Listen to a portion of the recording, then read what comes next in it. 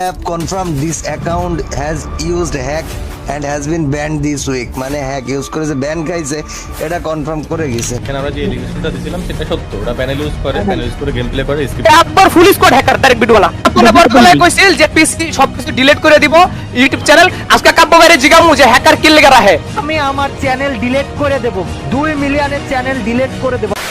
ওকে তো alright guys, তোমরা যেমনটা জানো বর্তমান সময়ে কিন্তু বাংলাদেশের মধ্যে পিসি লবির মধ্যে গেম খেলাই যায় না। পিসি লবির প্রত্যেকটা ম্যাচের মধ্যেই কিন্তু প্রায় হ্যাকার পড়ে এবং সিএস র্যাঙ্কের সিজন চেঞ্জ হওয়া মানে তো হ্যাকারের উপদ্রব। এবং তোমরা যেমনটা জানো হ্যাকারের জ্বালাতনে কিন্তু বড় বড় ইউটিউবাররা গেম খেলা ছেড়ে দিয়েছে।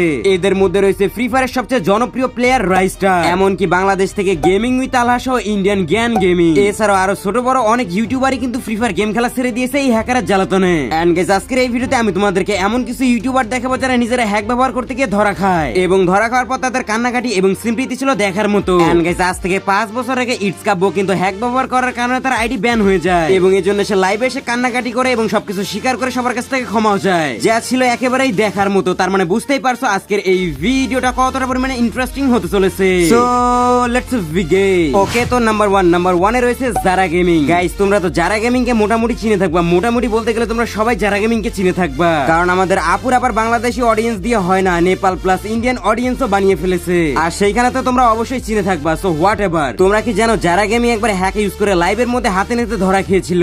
এখন তোমরা অনেকেই বলতে পারো যে যারা গেমিং কবে হ্যাক ইউজ করলো। দেখো তোমরা যারা নতুন প্লেয়ার আছো তারা অবশ্যই জানবা না, আজ থেকে 4 বছর আগে জানুয়ারির 21 তারিখ 2022 সালে বাংলাদেশ ভার্সেস ইন্ডিয়ার একটা কাস্টম ম্যাচ হয়, যেখানে বাংলাদেশ থেকে রোস্টেড গেমিং, যারা গেমিং, আশিক ওয়াইটি এবং ফ্লেমার ছিল এবং ইন্ডিয়া থেকে ননস্টপ গেমিং এর টিম, যেখানে ছিল স্মুথ 444 সহ আরো 3 জন প্লেয়ার। এবং এই ম্যাচের মধ্যে তোমরা দেখতেই পারছো যারা গেমিং কি লেভেলের হেডগুলা মারতেছে। তবে এইখানে একটা কথা বলে রাখা ভালো যে এই ম্যাচের মধ্যে শুধুমাত্র পিসি ভার্সেস পিসি গেম প্লে হচ্ছিল এবং সেই সময় মানে যে সময় এই কাস্টমটা হয় তখন কিন্তু যারা গেমিং নতুন পিসিতে শিফট করেছে এবং যারা গেমিং নতুন প্লেয়ার হলেও সেখানে যে লেভেলের হেডগুলা মারতেছিল সেইগুলো ছিল পুরাই আনএক্সপেক্টেড। এবং এই জিনিসটা কিন্তু ইন্ডিয়ান ননস্টপ গেমিং বুঝে ফেলে যে যারা গেমিং এখানে কোনো কিছু ইউজ করতেছে, কিন্তু যেহেতু দুইটা দেশের মধ্যে ভার্সেস হইতেছে এবং বাংলাদেশের মান সম্মানের কথা ভেবে ননস্টপ গেমিং কিন্তু কোনো কিছুই বলে নাই, যদিও এই ম্যাচের মধ্যে ননস্টপ গেমিং এর টিম হেরে যায়। কিন্তু পরবর্তী সময় যখন বাংলাদেশি রোস্টাররা এই বিষয়টা জেনে যায় এবং ঘাটাঘাটি করে তখন তারা দেখতে পারে এই অবস্থা। একটা মজার একটা টুইস্ট রয়েছে, দেখো এটা হচ্ছে যারা গেমিং। ওকে গাইস, এটা হচ্ছে যারা গেমিং, এটা হচ্ছে এনিমি, ও হচ্ছে এনিমিকে ফাইট করতেছে। ওকে এটাকে ফায়ার করতেছে। দেখো আমি তোমাদেরকে বোঝানোর জন্য আমি স্লো করে দিয়েছি। দেখো ও হচ্ছে ফায়ার করতেছিল গাইস এটাকে, আবার দেখো গাইস গ্লোয়াল মারলো, ও হচ্ছে ফায়ার করতেছিল এটাকে, ঠিক আছে। দেখো অটোমেটিক এম ঘুরে গেল হচ্ছে এইটার দিকে এন্ড সব লাল। তো গাইস এই হচ্ছে এদের অবস্থা, এরা হচ্ছে এইভাবে হ্যাক ইউজ করে দেশকে রিপ্রেজেন্ট। তো গাইস দেখতেই তো পারলা কিভাবে যারা গেমিং নিজের দেশকে রিপ্রেজেন্ট করতে গিয়ে অন্য দেশের সামনে নিজের দেশের যতটুকু মান সম্মান ছিল সেটাও ডুবিয়ে দিয়ে আসছে। ওকে তো নাম্বার 2 এর মধ্যে রয়েছে রিমু এফএ। গাইস এই মেয়েটাকে তো হয়তোবা তোমরা সবাই চিনে থাকবা, যে কিনা একটা সময় ছিল টিকটকার, যে কিনা একটা সময় টিকটকের মধ্যে সবাইকে 1 ভার্সেস 1 চ্যালেঞ্জ দিত এবং এই চ্যালেঞ্জ দিতে গিয়ে একটা সময় ভুলবশত একটা ভিডিওর মধ্যে বলে ফেলে যে বাংলাদেশের কেউ তাকে হারাতে পারবে না, এইরকম টাইপের কিছু বলেছিল এবং টিকটকের মধ্যে সে কিছুটা হর্নি টাইপের হয়ে কথা বলতেছিল, যেটা নিয়ে রোস্টাররা অনেক বেশি রোস্ট বা ট্রল শুরু করে দেয় এবং এইগুলোর মধ্যে একজন এলিগেশন দেয় যে রিমু এফএ হচ্ছে গিয়ে হ্যাক ব্যবহার করে গেম খেলে। এবং তোমরা হয়তোবা অনেকেই জানবা যে আজ থেকে 1 বছর আগে এইগুলা বিষয় নিয়ে কিন্তু ফ্রি ফায়ার কমিউনিটির মধ্যে অনেক বেশি কন্ট্রোভার্সি হয়েছিল। তো যাই হোক, যখন তাকে সবাই এলিগেশন দিচ্ছিল যে রিমু এফএ একজন হ্যাকার বা হ্যাক ব্যবহারকারী গেম খেলে, তখন ব্ল্যাক সাকিব তাকে লাইভের মধ্যে নিয়ে আসে তার পিসি চেক দেওয়ার জন্য। কিন্তু যখন তারা পিসি চেক দেয় তখন পিসির মধ্যে কিছুই পায় না, কারণ অলরেডি রিমু এফএ এই পিসিটাকে উইন্ডোজ দিয়ে ফেলেছে এবং হ্যাকিং রিলেটেড এবং অন্যান্য সকল ধরনের লকস ক্লিন করে ফেলেছে। তখন তাকে জিজ্ঞেস করা হয় যে তুমি কেন পিসিকে উইন্ডোজ দিয়েছো, তখন সে বলে যে আমি কিছুই জানি না এই বিষয়ে, আমি তো শুধুমাত্র পিসির মধ্যে গ্রাফিক্স কার্ড ইনস্টল করার জন্য পিসিটাকে চাচুর কাছে দিয়েছিলাম, এছাড়া এই উইন্ডোজ দেওয়ার বিষয়ে আমি কিছুই জানি না, আমি শুধুমাত্র গেম খেলে, আমি পিসি সম্পর্কে কিছু জানি না। তখন রোস্টাররা ভাবে যে সে হয়তো বা হ্যাক ব্যবহার করছে এবং এইগুলা লকস ক্লিন করার জন্য উইন্ডোজ দিয়েছে। এই জন্য রোস্টাররা বলে যে আরেকটা ওয়ে আছে, সেটা হচ্ছে তোমাকে হ্যান্ড ক্যাম করে গেম খেলতে হবে, ক্যামেরার সামনে তোমাকে হাত দেখিয়ে গেম খেলতে হবে এবং আগের গেম প্লে এবং বর্তমানের গেম প্লে আমরা ম্যাচ করায় দেখবো, যদি মেলে তাহলে আমরা ধরে নেবো যে তুমি ফেয়ার প্লেয়ার। কিন্তু তখন রিমু এফএ বলে যে আমি একজন পর্দাশীল মেয়ে, আমি নামাজ পড়ে আসছি, আমি কোনো পর পুরুষকে আমার হাত দেখাবো না। এই জন্য ডিসকর্ডে যারা যারা ছিল সবাই তাকে বলে যে তোমাকে হাত দেখাতে হবে না, তুমি হাত মোজা পরে গেম খেলো। কিন্তু তারপরেও রিমু এফএ রাজি হয় না এবং যা বলে, চুপ করো সবাই চুপ। হ্যাঁ রিমু বলো না।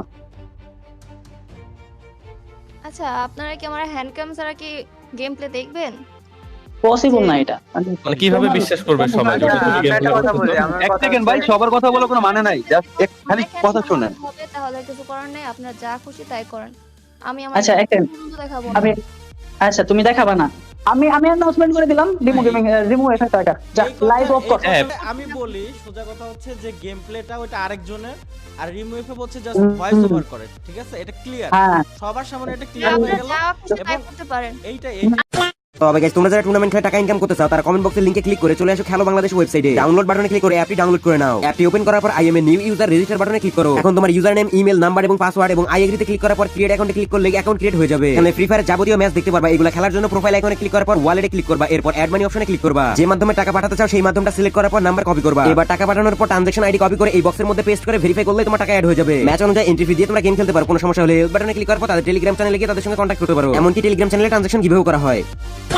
ওকে, তো নাম্বার 3 মধ্যে রয়েছে এলিয়েন জিন। গাইস, তোমরা হয়তো সবাই এলিয়েন জিনকে চিনে থাকবা এবং এটাও জেনে থাকবা সে বর্তমান সময় হচ্ছে একজন রোস্টার। এন্ড গাইস, অনেকেই হয়তো তোমরা জানো, আবার অনেকে নাও জানতে পারো। আজ থেকে 1.5 বছর আগে এই এলিয়েন জিন ছিল একজন টিকটকার এবং বাংলাদেশের মধ্যে তার একটা নাম করা গিল্ড ছিল, সেটা হচ্ছে এলিয়েন 50 গিল্ড। এবং এই এলিয়েন 50 গিল্ড এবং কাপো ভাইয়ের মধ্যে একটা ভার্সেস হয় এবং এই ভার্সেসের মধ্যে কিন্তু এলিয়েন 50 গিল্ড কাপো ভাইদের হারিয়ে দেয় এবং এই ম্যাচ হারার কয়েকদিনের মধ্যে কিন্তু এলিয়েন জিনের আইডি ব্যান হয়ে যায় হ্যাক ইউজ করার কারণে। এবং তখন কাপো ভাই বুঝতে পারে যে এলিয়েন জিন মূলত হ্যাক ব্যবহার করে তাদেরকে হারিয়েছে। এবং কাবু ভাই যখন তাকে জিজ্ঞেস করে তখন সে স্বীকার করে না। সে বলে যে আমার আইডির মধ্যে 3-4 জন ব্যাকআপ প্লেয়ার থাকে, হয়তোবা তাদের মধ্যে কেউ একজন হ্যাক ব্যবহার করে আমার আইডি ব্যান করে ফেলেছে। কিন্তু যখন এই বিষয়টা অনেক বেশি বড় হয়ে যায় এবং সবাই তাকে গালাগালি এবং হেট দেয়, তখন সে এক পর্যায়ে গিয়ে স্বীকার করে যে হ্যাঁ, আমি এলিয়েন জিন, আমি হ্যাক ব্যবহার করেছি এবং আমি আমার আইডি ব্যান করে ফেলেছি। এবং সকল অডিয়েন্সের কাছেও সে ক্ষমা চায়। আসসালামু আলাইকুম। এই ভিডিওটা বানানোর মতো শক্তি বা ওইরকম মন মানসিকতা একটাও ছিল না আমার, কারণ সারা দেশ যখন একদিকে আর আপনি অন্যদিকে, তখন চারিদিকে শুধু অন্ধকারই দেখতে পাবেন। তারপরেও ভিডিওটা বানানো লাগলো আমার, কারণ এই 2-3 দিনে এত নাটক দেখতে পেলাম যে আমার কাটানো বাকি বয়সটুকুতেও আমি দেখি। এবার কথা বলা যাক প্যানেল নিয়ে। প্যানেল আমি ব্যবহার করেছি এবং তার ফলস্বরূপ পেয়েছি আইডি ব্যান হওয়ার মতো একটা মহামূল্যবান উপহার। আমার আইডির পেছনে 2 লক্ষ টাকারও বেশি অপচয় হয়েছে। সেই আইডি ব্যান, তার মানে কি চলতেছে আমার মনের ভেতর একটু হলেও বুঝতে পারতেছে। তো গাইস, তোমরা তো দেখতেই পেলা এলিয়েন জিন নিজের মুখে স্বীকার করলো যে সে হ্যাক ব্যবহার করে গেম খেলছে, এর জন্য তার আইডি ব্যান হয়ে গিয়েছিল। তবে গাইস, এখানে যার কাছে স্বীকার করতেছে সেও কিন্তু একটা সময় হ্যাক ব্যবহার করেছিল, মানে ইটস কাবো, সেটাও আমি তোমাদেরকে দেখাবো। ওকে, তো নাম্বার 4 এর মধ্যে রয়েছে ক্রুল গেমিং। গাইস, তোমরা যারা 6 বছর আগ থেকে গেম খেলো তার তো অবশ্যই জানবা যে ক্রুল গেমিং একজন পাবজি প্লেয়ার ছিল এবং বলতে গেলে পাবজি কমিউনিটি থেকে তাকে ধাক্কা মেরে বের করে দেওয়া হয়েছে। এরপর সে ফ্রি ফায়ারে আসার পর স্নাইপার দিয়ে উড়াধুরা হেডশট মারে। এটা দেখার পর অনেক রোস্টার এবং অনেক সাধারণ প্লেয়ারেরই মনে হয়েছিল যে ক্রুল গেমিং মনে হয় হ্যাক করে গেম খেলে। কিন্তু অনেকবার তার পিসি চেক দেওয়ার পরেও কিন্তু কোনো ধরনের কোনো প্রমাণ পাওয়া যায়নি যে সে একজন হ্যাকার। কিন্তু এটা তো তোমরা অনেকেই জানো যে পাবজির মধ্যে সে অবশ্যই হ্যাক ব্যবহার করে গেম খেলেছিল এবং এই কারণে তাকে পাবজি কমিউনিটি থেকে লাথি মেরে বের করে দেওয়া হয়েছে। কিন্তু গাইস, তোমরা কি জানো ক্রুল গেমিং পাবজি গেমের মধ্যে কি ধরনের হ্যাক ব্যবহার করেছিল? কারণ তোমরা সবাই জানো যে পাবজি গেমের মধ্যে কিন্তু হেডশট হয় না। ক্রুল গেমিং মূলত পাবজি গেমের মধ্যে লোকেশন হ্যাক ব্যবহার করতো। এখানে তোমরা 2টা স্ক্রিন দেখতে পাচ্ছ, একটা হচ্ছে ফোনের স্ক্রিন আর একটা হচ্ছে পিসির স্ক্রিন। এবং যেমনটা তোমরা দেখতে পাচ্ছ, ফোনের মধ্যে সে কিন্তু গেম প্লে করতেছে এবং পিসির মধ্যে লোকেশন হ্যাক দেখা যাচ্ছে। আসলে আমি যদি তোমাদেরকে বুঝিয়ে বলি তাহলে এখানে দেখতে পাচ্ছ মেইন ডিভাইসে গেম প্লে করতেছে এবং সেকেন্ডারি ডিভাইসে হ্যাক লাগিয়ে রেখেছে। এবং সেকেন্ডারি ডিভাইস মানে যেটাতে হ্যাক লাগানো আছে সেটা দিয়ে মেইন গেম প্লে স্পেক্টিং করতেছে এবং যার ফলে তার মেইন আইডি ব্যান হওয়ার কোনো সুযোগ নেই। অথচ সে স্বাধীনভাবে হ্যাক ব্যবহার করে দেখতেছে কোন এনিমি কোন জায়গায় আছে এবং কিভাবে পজিশন নিয়ে গেম খেলতে হবে। বাহ ভাই বাহ। গাইস, আমিও এটা ফ্রি ফায়ার মধ্যে ট্রাই করব, জাস্ট কিডিং। ওকে, তো নাম্বার 4 এর মধ্যে রয়েছে ইটস কাব্বো। গাইস, আমরা যাকে বর্তমান সময় ফ্রি ফায়ার কমিউনিটির মাথা মনে করি অর্থাৎ ইটস কাব্বো, সেও কিন্তু একটা সময় হ্যাক ব্যবহার করে ধরা খেয়েছিল। আজ থেকে 6 বছর আগে যখন আমরা ইন্ডিয়া সার্ভারে ছিলাম তখন ইটস কাব্বো ভাই তার আইডির মধ্যে হ্যাক ব্যবহার করে এবং এই কারণে তার আইডি ব্যান হয়ে যায় এবং যেটাকে এক্সপোজ করে ইন্ডিয়ার স্কাইলর্ড, যে কিনা বর্তমান সময় আমাদের মাঝে বেঁচে নাই। New free fire account ID code new, समझ रहे हो? हिप हॉप बंडल नहीं था इस लौड़े के आईडी में। अभी अरमान नाम है, रुको देखते हैं। ये अभी नया यूआईडी लिया, नया अकाउंट लिया है इस बंदे ने, रुको इसको सर्च करते हैं। इट्स कब्बो, ये इसका नया अकाउंट है, ठीक है, नया अकाउंट है अभी ये, और पार्टनर प्रोग्राम वोग्राम में बैठा हुआ है, देख रहे हो? ये नया अकाउंट है, पुराना अकाउंट नहीं है इसका। मैं पुराना अकाउंट दिखाता हूँ इसका। ये बात मिली ना आईडी, ये है इसका पुराना अकाउंट जिस पर ये ग्लोबल ओवल गया था, ग्रैंड मास्टर पुश किया था। तो ये देखो आप यूआईडी देख सकते हो 063। ये देखो 30 दिन से ऑफलाइन है। अब बताओ मेरे को, मैं क्या झूठ बोल रहा था? तुम्हारी माँ की चूत तुम्हारी, तुम मेरे को पार्टनर प्रोग्राम में कुछ 4-5 बंदे आके ट्रिगर कर रहे थे बार बार, बहन के लोड़ो। ये क्या है बताओ मेरे को?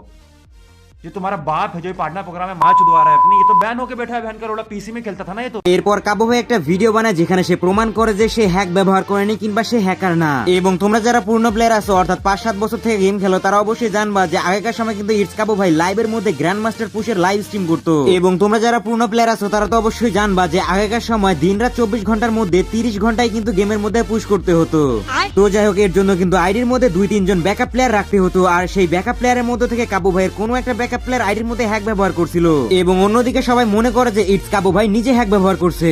আজকে যখন গার্না বললো যে হ্যাকিং এর কারণে তোমার আইডি ব্যান হয়েছে, আমি তাদেরকে বললাম যে আর একটু কষ্ট করে আইপিটা, যে আইপি থেকে হ্যাক করা হয়েছে ওই আইপিটা একটু ট্র্যাক করে দেখবেন যে আইপিটা কোথাকার ছিল। তো আইপি ট্র্যাক করে আমরা বললো যে খুলনা বাংলাদেশ, খুলনা কোথাও থেকে।